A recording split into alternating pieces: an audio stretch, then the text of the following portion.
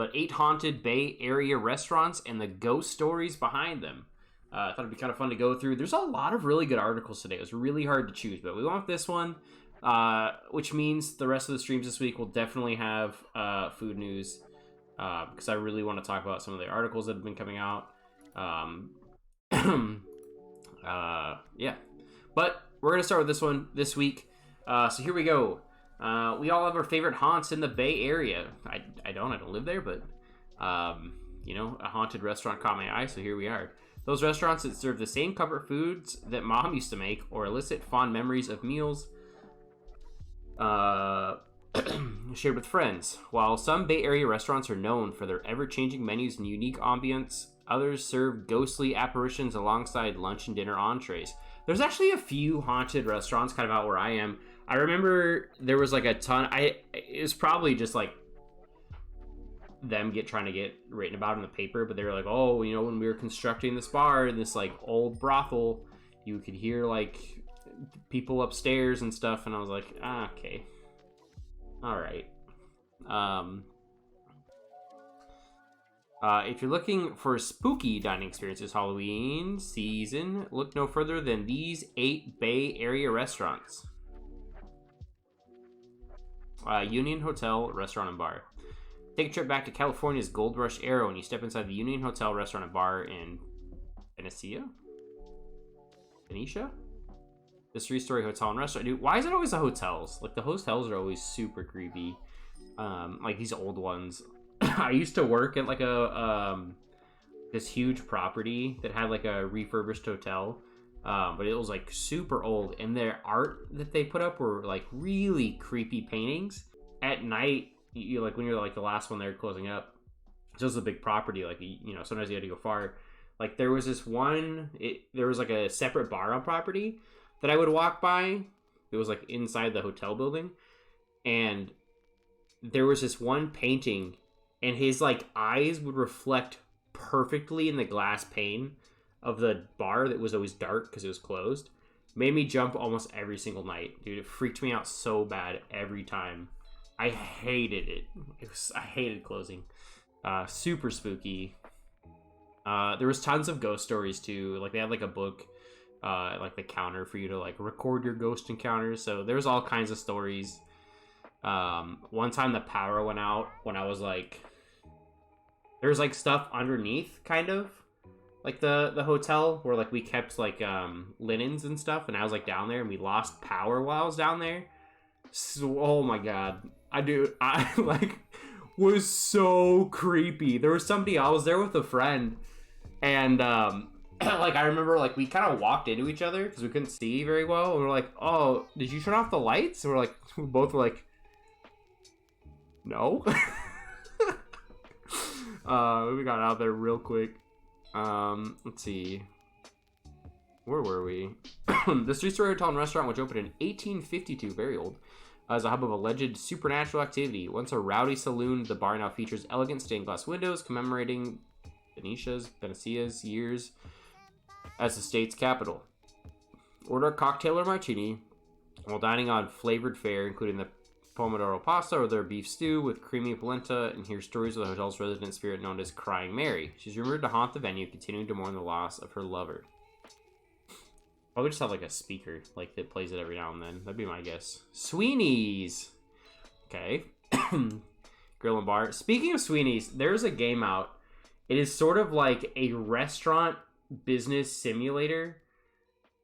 It's essentially you're Sweeney Todd.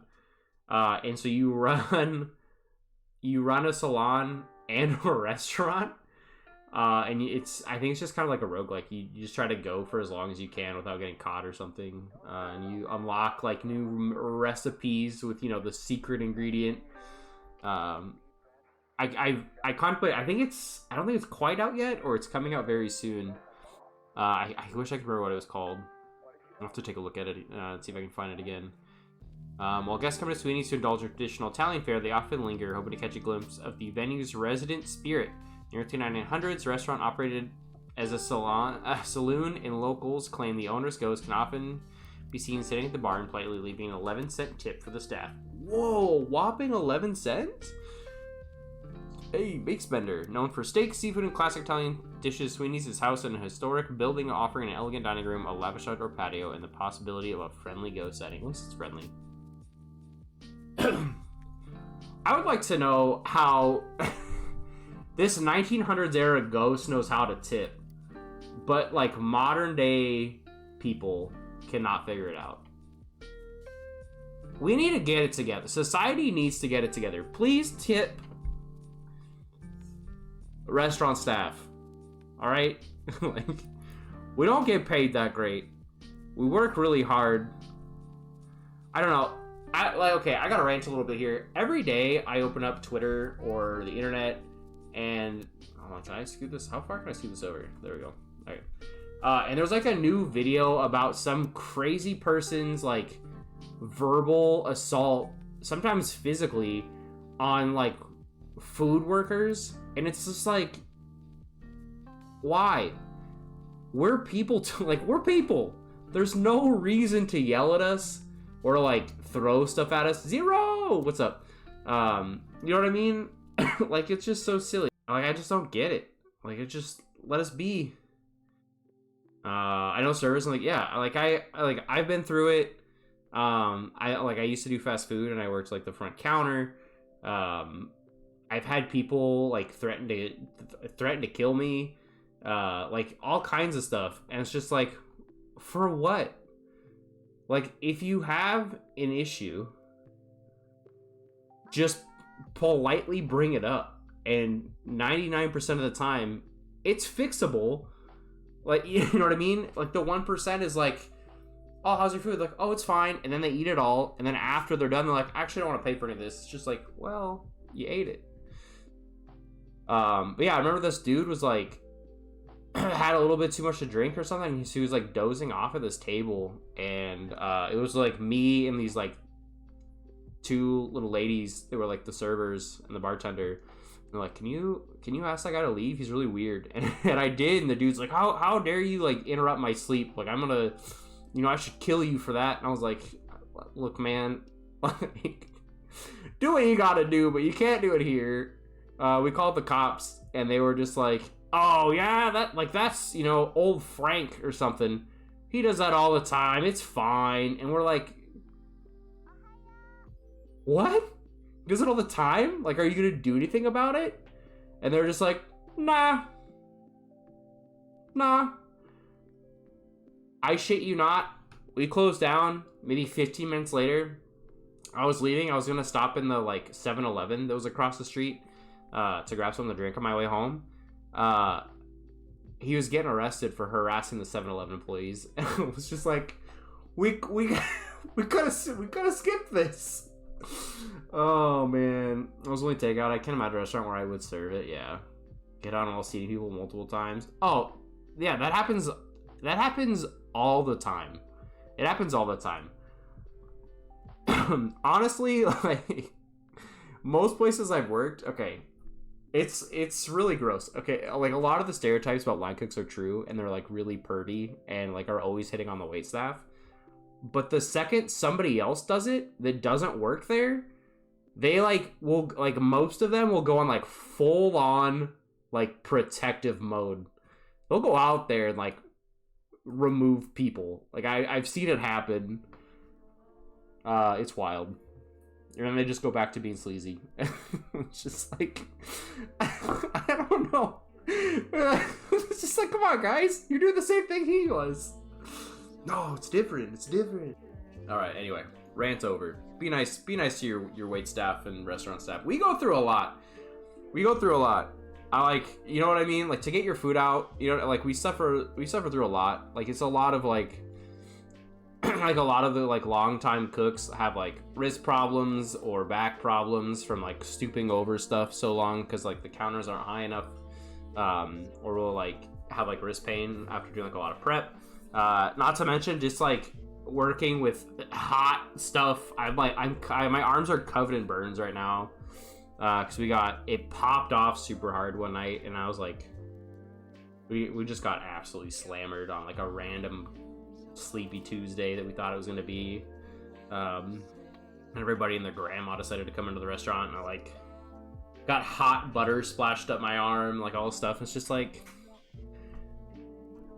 people go through a lot to get you your food on the plate. Just be nice. Just be nice. That's all I'm trying to say.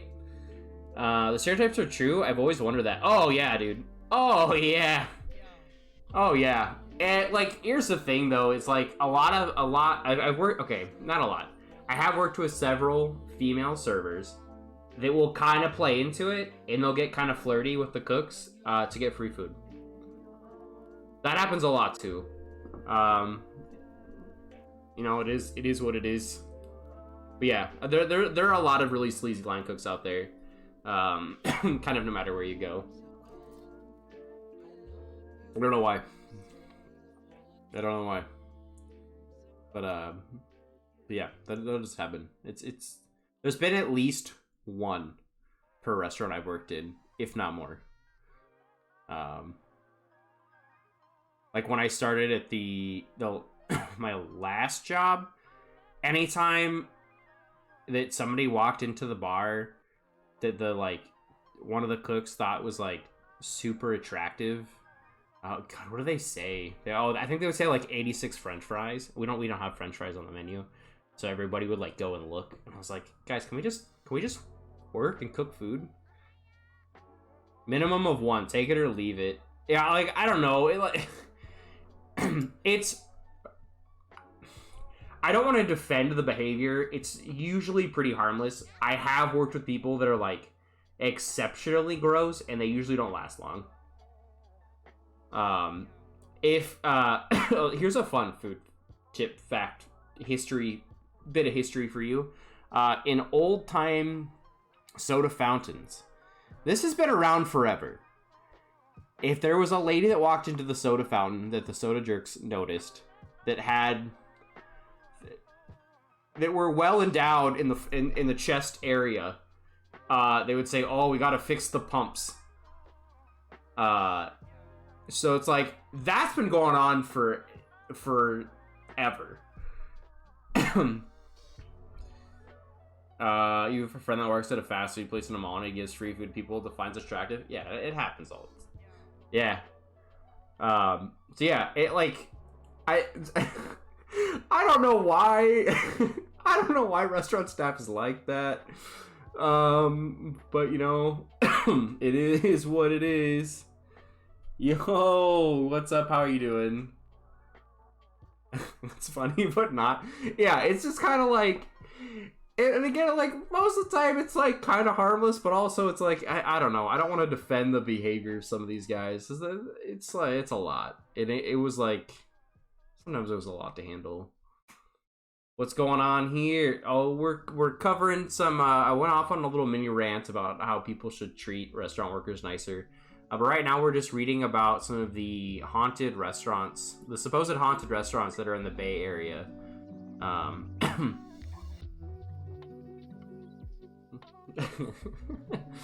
Where are we? Let's see, we did Sweeney's.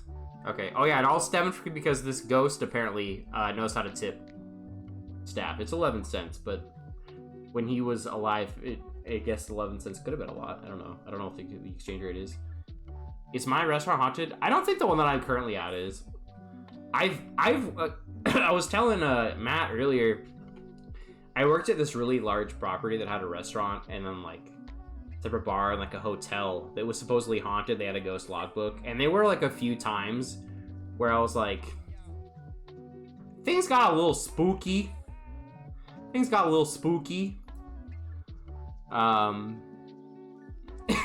Yeah. He told me. I was there. It's true. Matt was here. It was like 20 minutes ago. But yeah. But not the one I'm at now. The one I'm at now is fine. This iconic... Okay, John's Grill. This iconic downtown San Fran steakhouse was a favorite of the Maltese Falcon, author Dashiell Hammett.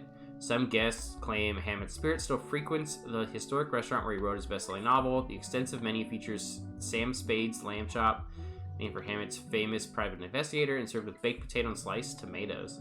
Just the way the fictional Spade liked to order it. Seafood, pasta, salad, sandwiches around them. I feel like all these places have the same menu. Like, they're all kind of just like... got this like diner vibe. Ooh, this is a pretty restaurant. Okay, oh, it's not even related to the article. It was just an advertisement. 1400 Bar and Grill. Libations aren't the only spirits served at this historic Alameda restaurant. Built in 1879, the building was once Crawls Gardens and Hotel, and frequented by soldiers at the nearby Naval Air Station who are about to be deployed to combat zones. Some swear their departed souls continue to make cameo appearances at their once favorite gathering place, accounting for the sound of mysterious laughter and ghostly apparitions in uniform seen late at night. With the cozy ambiance featuring live music, a full bar, and daily specials like a ciabatta and shepherd's pie, you can't blame the spirits for returning. If I had to choose a restaurant to haunt, ooh,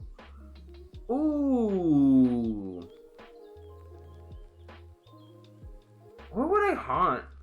That's a good question. The thing is like, I don't really go out to eat very much anymore. Like, somebody asked me the other day what my favorite restaurant was, and I didn't have a good answer. Because aside from, like, family restaurant places like Red Robin, you know, or, like, Olive Garden, my kid's not super interested in, like, going anywhere kind of interesting. Would it be, like, your fave, one you hate, or just random? I like Arby's, Matt. That's a good one. That's really tough, because if I hate the restaurant, I don't want to assign myself to staying in my own personal hell. Okay, let me tell you guys let me tell you about my dream. This is my retirement dream, and maybe this will tie into it. My retirement dream is to retire from cooking or owning a restaurant, whatever I'm going to do in the future. I want to move to a country that I don't know the language. I can't speak it. I can't understand it. You know, it's maybe very, very basic. My head, I'm thinking like Italy, Spain, or Mexico. And I want to become sort of like an urban legend. I like restaurants that are like down on their luck. It's Friday night. The dishes are stacking up high, like just a massive pile. And they're like, what are we going to do? What are we going to do? And like, chef's like, oh, don't worry. You just put a little cup of coffee outside in a sandwich. This old man will show up and just wash dishes. Don't talk to him. Don't look at him. He's just going to eat his sandwich, drink his coffee. He'll wash the dishes and go home. And like, that's what I want to do. You know what I mean? Like, I get like a free meal. I get a little coffee. I do some dishes and I go home. And nobody talks to me or bothers me. Like, I just want to become like Bigfoot. The Bigfoot of the restaurant industry.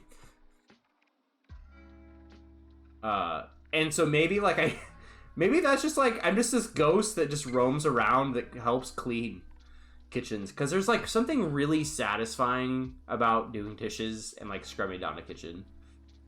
Maybe I'll choose Texas Roadhouse. I do love steak. True urban legend of cup of coffee. The cup of coffee cleaner. Oh my god. I love this. Cup of coffee cleaner. That's genius. Can I? Oh my god. He's a superhero. They call him the dishwasher.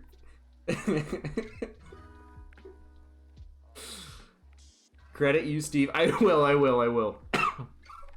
Look, one day, when the legends are passed down, they'll know that the legend started here. Phantom Washer. Dude. Can somebody... Oh, man. I just like... That's the dream, dude. That's the dream. You have so many... Yeah, just maybe like, different cities, different towns, different countries. Maybe I just roam around. Who knows? The Blue Agave Club. Once a private Victorian-era home, this Mexican restaurant opened in 1997. That's not that old. And is known for its upscale cuisine, extensive tequila selection, including a signature Blue Agave tequila margarita. And they have extensive tequila collection and a host of ghostly spirits. The restaurant was featured on the television show 2020 when the owner and staff reported strange noises and ghostly apparitions. With seasonal favorites such as chiles and... No, rojada? I tried. The Blue Agave Club works hard to maintain its reputation preparing vegetarian enchiladas and enjo cocado? It's a 100-year-old family recipe on top of serving a clientele that may include ghosts from Pleasanton's haunted past. Like, that's such a, like, that's not old. Like, I feel like that's too recent to be haunted. That's really interesting. We might come back and read the 2020 thing on it. Oh, I don't know what place this is. This is the Blue Agave Club? This opened in 1997? Yeah, that's haunted. You could just tell. Like, look at that. That's a haunted restaurant. I don't even know what this is on the left. I don't know if you guys see that. I don't know what this is. I don't like it. It makes me uncomfortable.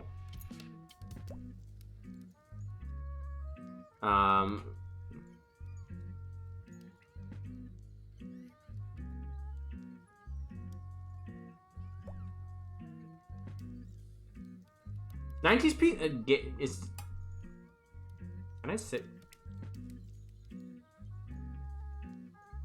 Like, is it GOS? Because I'm not using a derogatory. Okay, whatever. 90s Pizza Company. This charming restaurant in downtown Pleasanton is the place to go if you crave a slice of paranormal with your pizza. My kind of place. You like? Is that your favorite pizza topping? Paranormal.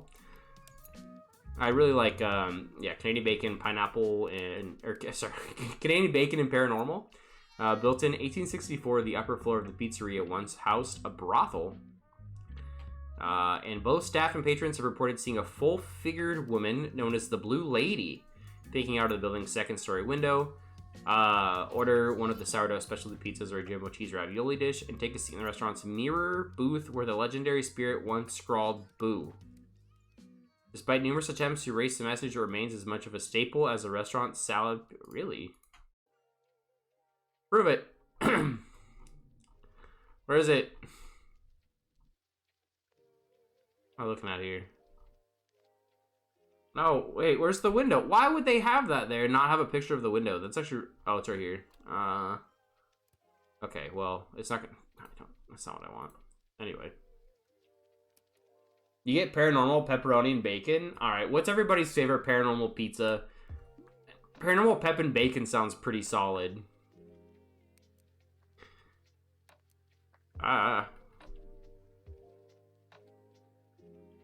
Looks old. Oh man, these are gonna be such relics. Like in 10 years, all of these little like stay 6 feet away stickers and signs. Bam, new pizza name. Hold on, I gotta think of a pun. Yeah, take your time, Matt. Take your time. No rush. I didn't even think about it. Like, I don't know. Like I've seen some places I feel like they painted them on, maybe, or maybe they're all stickers. Paranormal pizza, nothing but P toppings. So I was doing specials at this one place, and I worked with a friend, and he pitched me this idea, and it was the pepper pizza? Gulta cheese? That's pretty good. Pineapple, provolone, pancetta. But the pepper pizza was like black pepper, pepperoncinis,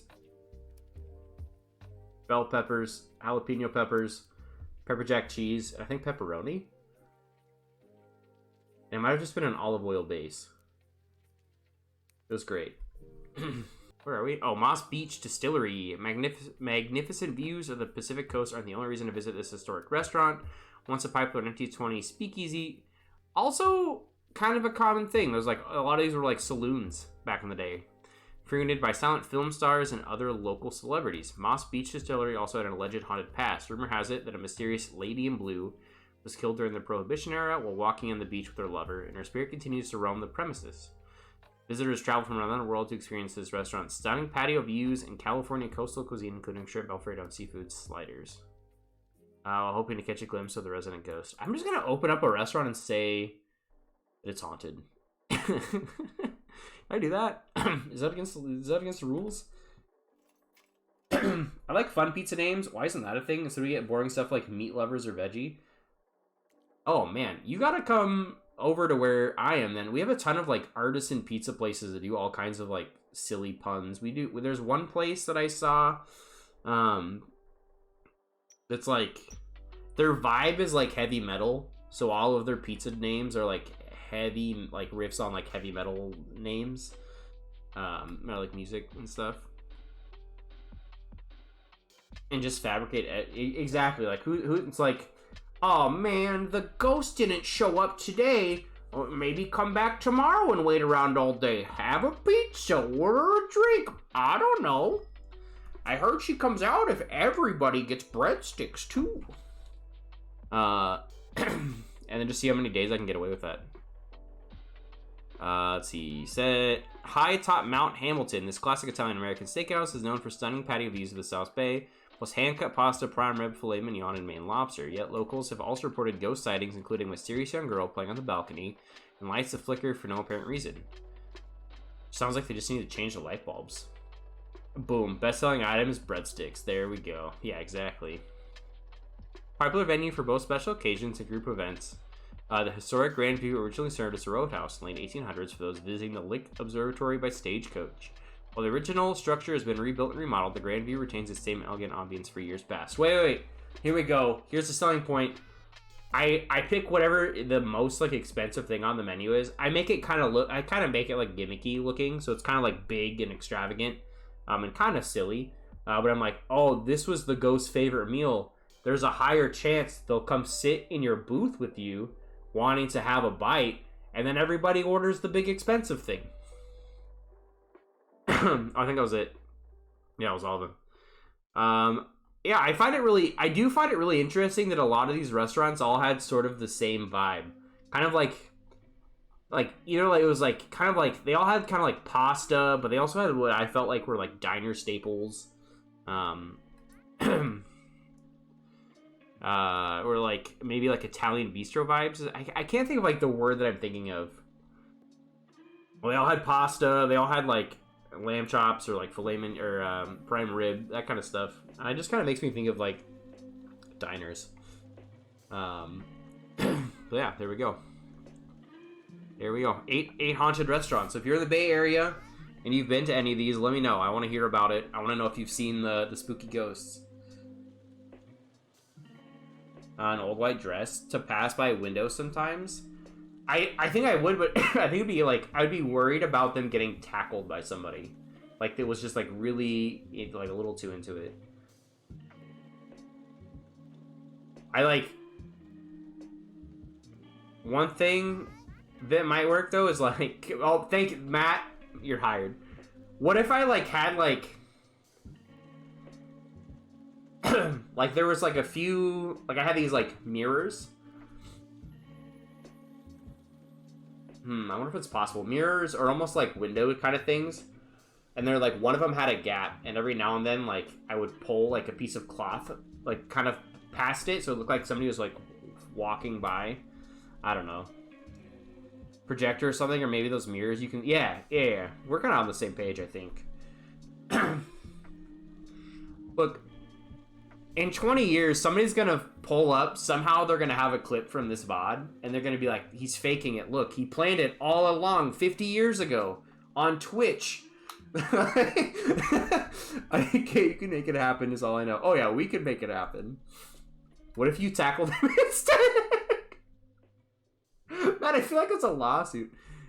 We're exposing ourselves, right? It's I future me. Imagine, Your Honor, you're just like old wrinkled man, and I like up there, just like, just like they're like, Your Honor, he's a fraud, and I have proof.